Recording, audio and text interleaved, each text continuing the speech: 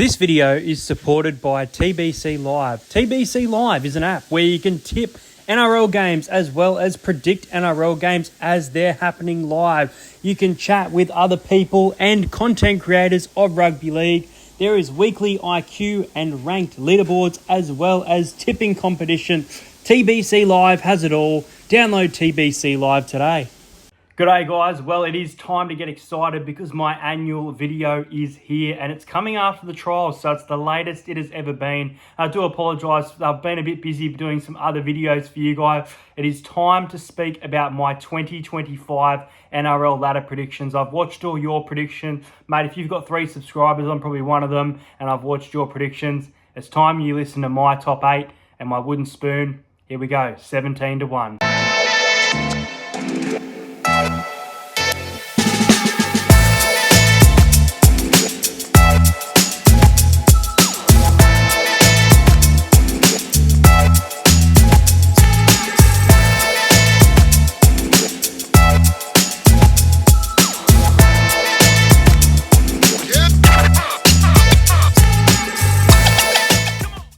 Now coming in at 17th position in a wooden spoon. Now I flicked between 2 teams here, but there's one team for mine that they've been okay in the trials overall. Both of these teams have actually been okay overall. But I think the issue with this team is that we're going with sort of a new coach, even though he has proven himself in other positions. And I wonder about the depth of this side if there are injuries. And I feel like there's a couple of positions that there's still uncertainties about and lacking experience with an aging forward pack. So, getting the wooden spoon in 2025, I have the Dolphins. Now, the Dolphins have been successful in their last 2 seasons, their inaugural seasons of the NRL. This year, I feel like they are a bottom 4 team. I don't think they'll be pushing to a final spot this year. I don't know if they're going to drop massively, but I can see it happening. So that is why I am going to go with the Dolphins as my spot for the wooden spoon. I know they have some fantastic players around them. Hamiso Tabuai-Fidau, Jake Averillo.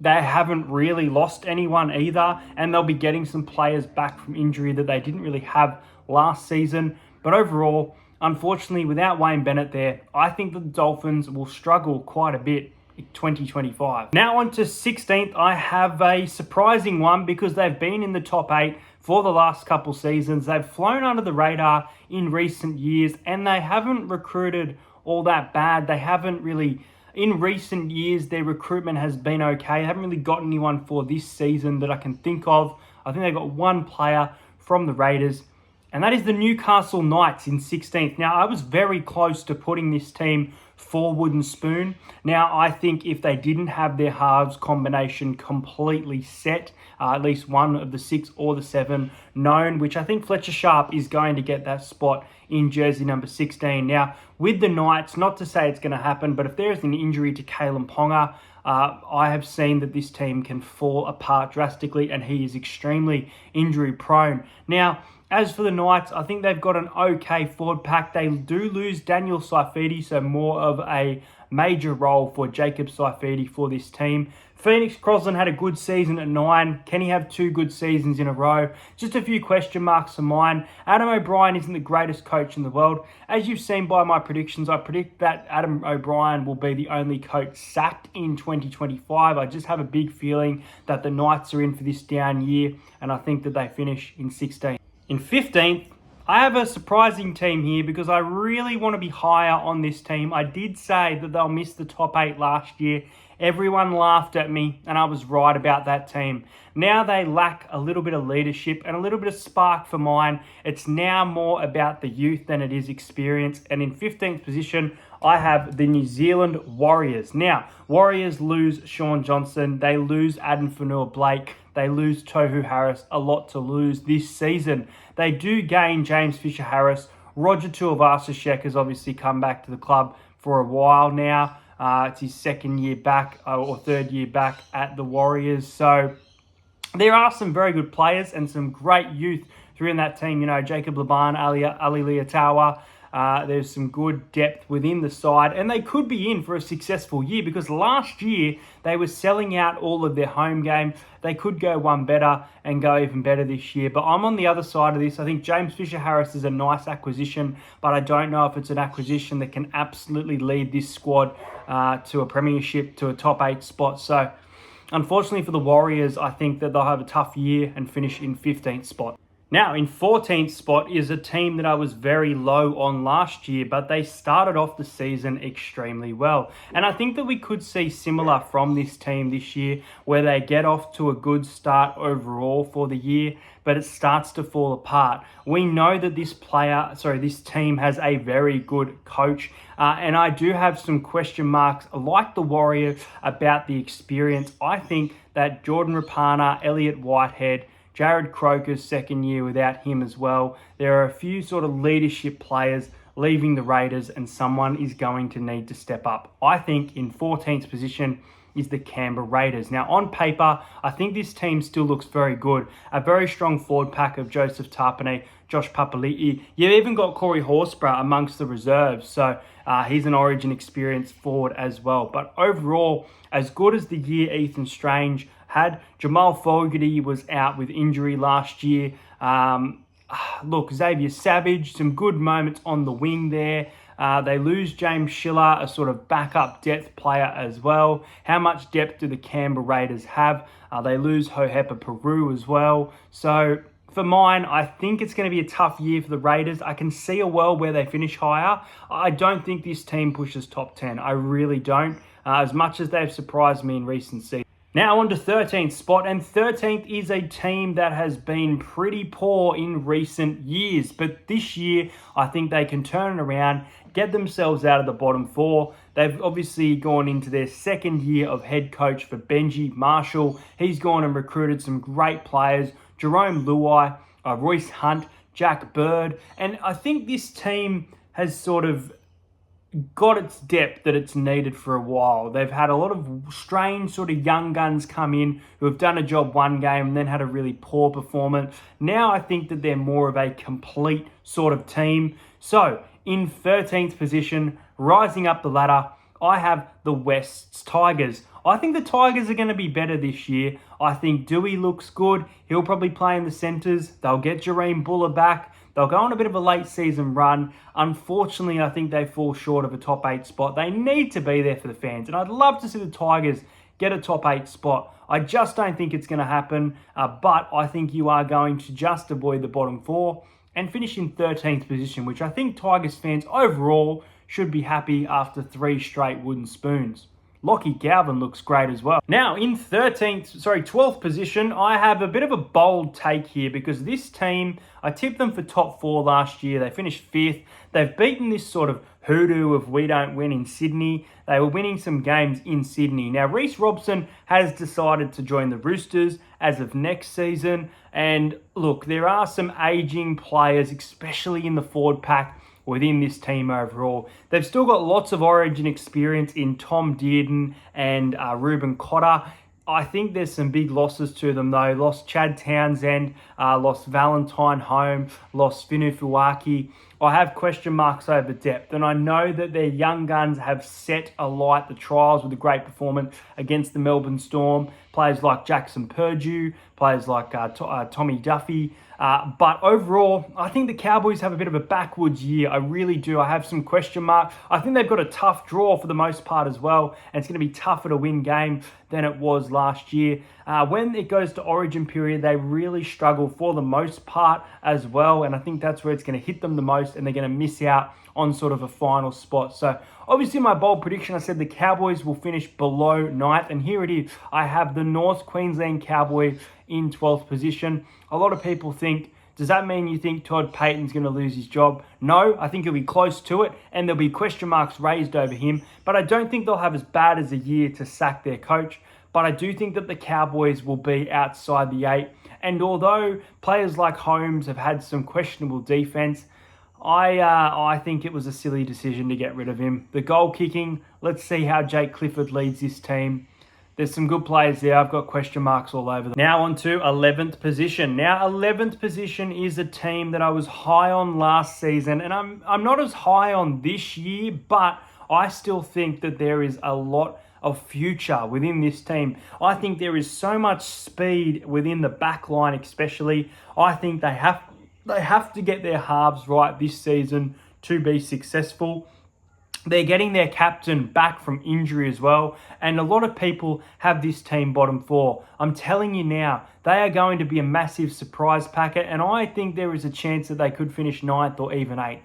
But in 11th position, I've got the Gold Coast Titans. Now, the Titans will be in for an interesting year. If you haven't seen the video, BKR Sport will be away for the year. So the Titans fans will be making some noise in some other ways. The Titans front line obviously will still be there. But yeah, massive year for the Titans without their main drummer in BKR Sport. But as for the Gold Coast Titans themselves, they recruit Regan Campbell-Gillard to their forward pack. So their forwards are Mo Fodawaker, Tino, Regan Campbell-Gillard. A lot of experience within that team. I still have question marks over the centres and Brian Kelly especially at the moment. But overall, the speed on the wing, the speed of Keanu Kinney, Jaden Campbell, players have stepped up and they went on a bit of a run last year, even though they finished a bit lower on the ladder. And I really can see this team succeeding under coach Des Hasler. The time has to come where the Titans have a good year. This could be it. I could see them sneaking in. But I'm going to put them in 11th position and say they surprise a lot of people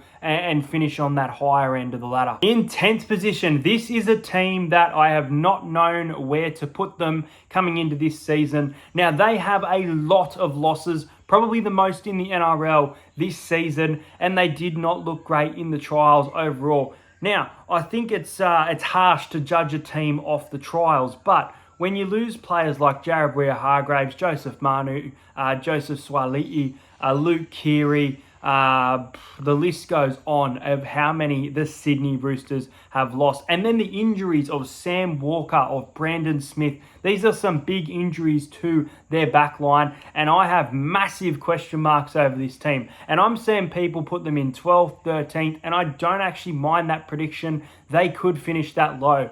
I've got them in 10th. I think they do miss out on the final. I think they push towards a final spot. They always seem to go on a late charge. A lot of experience in this team. Some great young guns that we will see throughout the year get their chance. Still a very strong team of Tedesco, Crichton. When these players come back, Sam Walker as well. How is Walker going to go as a half without his partner in Keary? It's going to be really interesting, this team. And they have a fantastic coach in Trent Robinson. But this year is going to be a rebuild year for the Roosters. I did have them in 8th, but I think they're going to miss the finals. In 9th position is going to shock and ruffle some feathers here because, look, this team hasn't really done all that much recruitment as such this season and had an incredible year last year. And at one point, I thought they were going to win the comp based on all their stats. They should be having a 6, 7, even a top 4 this year. They have incredible defense, but the halves is still a question mark for me. Burton and Sexton, can they lead this team to a top 4 spot? I just don't know. Reid Marnie, there's talks about him being shopped on the outer.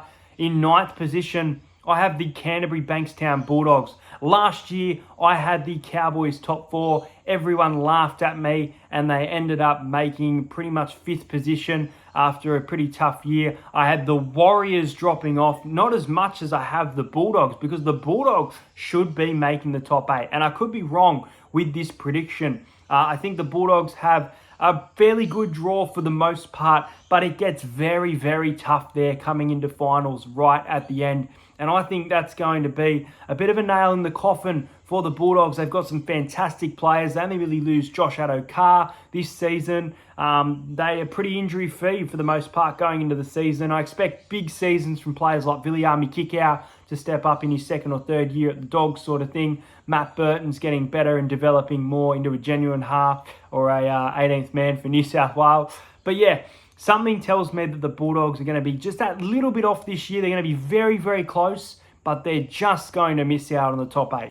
Coming in at 8th position, I think is going to shock a lot of people. Now, there's a team I haven't mentioned that you're probably thinking, what? Why haven't you said a team that's going to be bottom 4? because they're not going to be bottom 4. In the long run, this team is in for a dark future. They have some great players right now, plenty of experience, good players young coming through. But who is going to lead that team in the future? Unless they're able to recruit someone. This year, though, they are going to break a 7-year finals drought. In 8th position is the St. George Illawarra Dragons. Now, the Dragons have turned Wollongong into a bit of a fortress in recent years. And, they beat the Storm at Amy Park last season. They've shown some competitiveness. They lose Ben Hunt, Zach Lomax, players who were a little bit questionable being there. Now they've got Valentine Holmes and his speed. They've got Clint Gutherson, Damien Cook, Emre Gula. There is a lot to like, especially on that left edge about this team. And I think there's going to be a lot of tries coming on that left-hand side for the Dragons. I think that the Dragons are going to be in the top 8. I have this massive feeling that this is the year. The last 2 years, they've been so close to making it, and they've just fallen short. Now I think they've got the players to do so. They've got the coach to do so in Shane Flanagan, who's shown that Wooden Spoon favourites last year can just miss out on a final spot and be a competitive team and be up there with the best of the best, the Melbourne Storm. And I think they were close against the Panthers, but I can't be 100% certain on that. But I think that the Dragons are going to play finals in 2025. In 7th position, I have the Parramatta Eels. Now, the Eels have missed the finals in the last 2 years after a massive streak of 4 or something years of finals.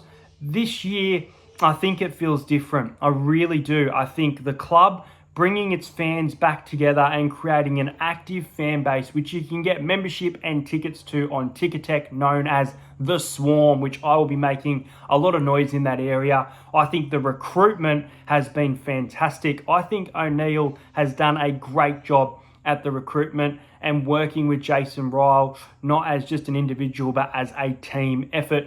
Now, I think there are a couple of losses. Obviously, Clint Gutherson, but I think Isaiah Yongi looks really good at the back and is going to be up there, if not the Rookie of the Year.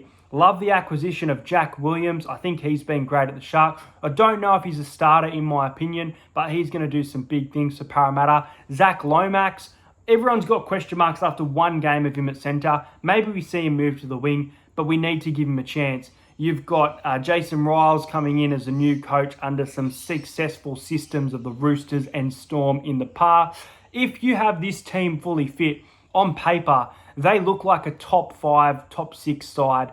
I feel like they drop a little bit from what they look like though, especially if they are injured. But Parramatta have extreme depth, something they haven't had in a long time. Riley Smith, for example, there is a lot of depth. There's a 3-hooker combination. Even though Lussick is probably going to start, I have him actually at the back of the 3. But there's just so much to like about Parramatta, and I think they're massively underrated this season. I think we're in for a good year.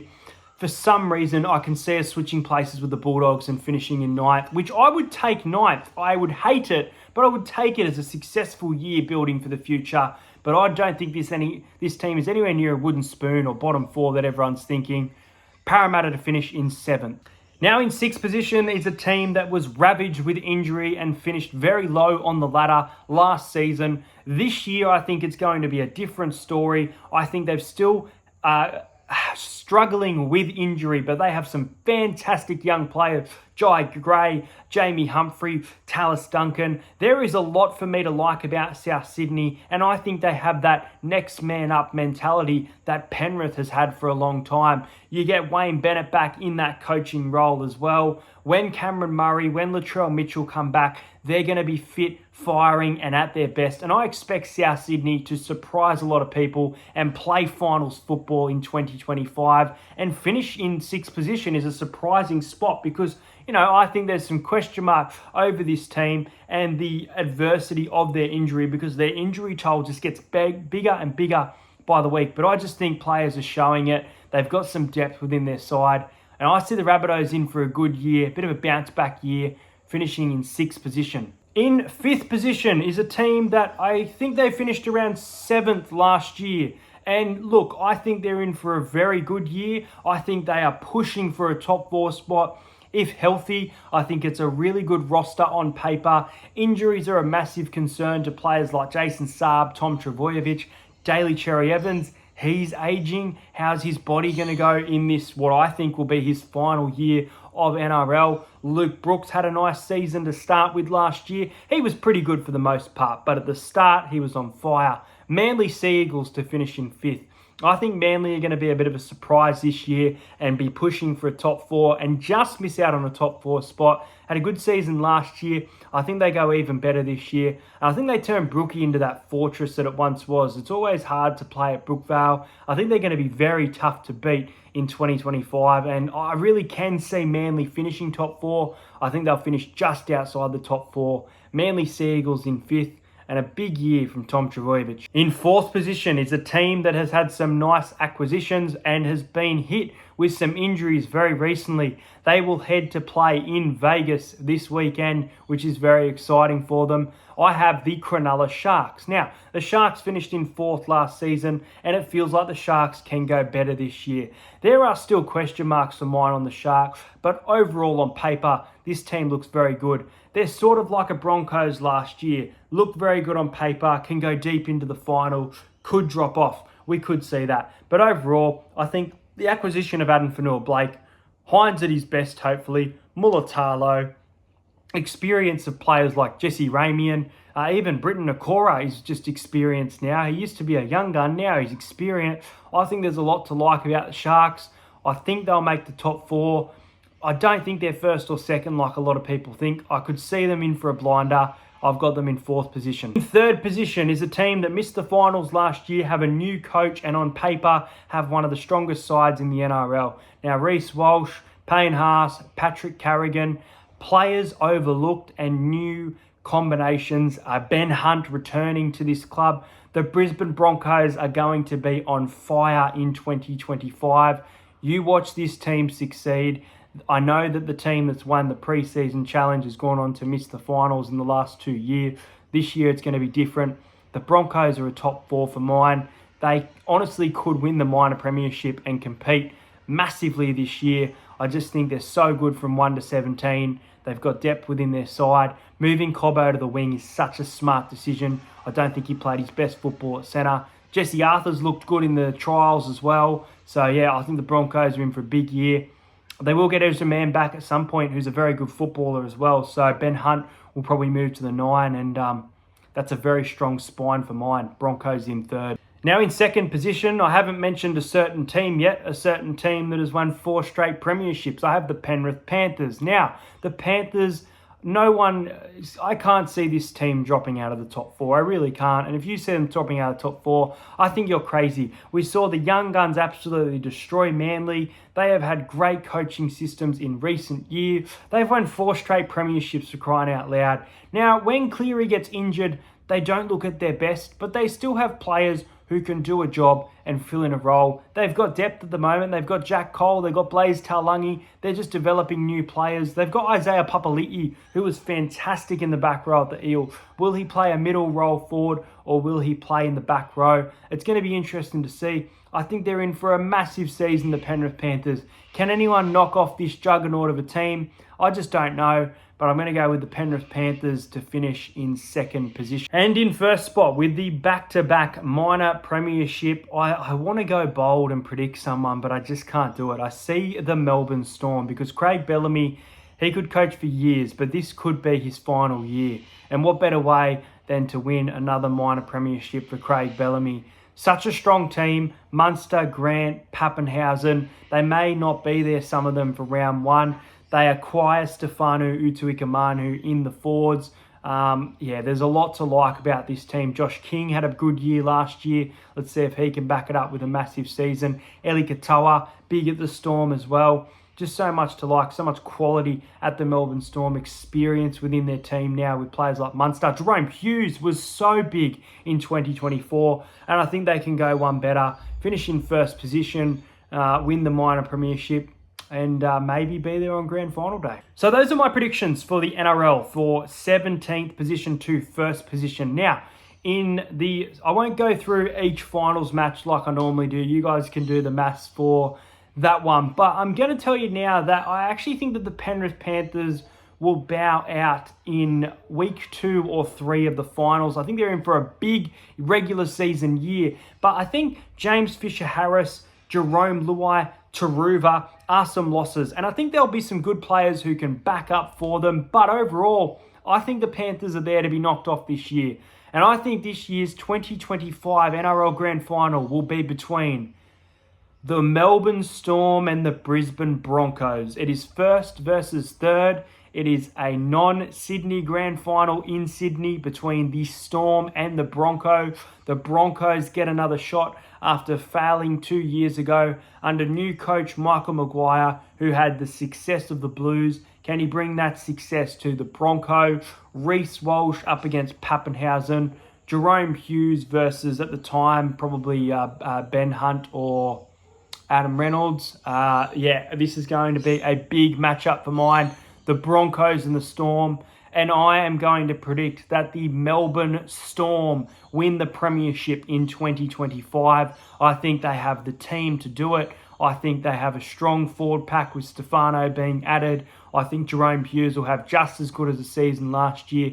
And I'm predicting the Storm to win the grand final 28 points to 12, with Jerome Hughes to win the Clive Churchill Medal in 2025. So there you have it. Those are my predictions for the season for 2025. I also think that the top try scorer for the year will be from the Melbourne Storm, and it will be Xavier Coates. Make sure you subscribe to the channel if you're new around here. We're only about 40 subscribers away from giving away an NRL membership, which is huge. Make sure you check out the Swarm tickets for Parramatta Eels game if you want to see me and more passionate fans make some noise throughout the game. Really excited for it. I'll actually be in Melbourne for the first game next week, the Storm versus the Eel down at Amy Park. Make sure you check out all the links in the description. I'll include a code to join my SuperCoach comp, my NRL tipping comp, and my TBC Live tipping comp. Make sure you join TBC Live and predict your football as the game is going on. Please, guys, go and like this video right now. Go and comment your 2025 NRL ladder. I know you've been waiting for this, your wooden spoon, your premier. Tell me everything. As for the Dally M this year, I am going to put out a separate video, but I will go with Reece Walsh to win the Dally M in 2025. Thanks for watching, guys. I'll see you on Talking Para, and I'll see you for some great content this week. Bring on the football. It's here on Sunday.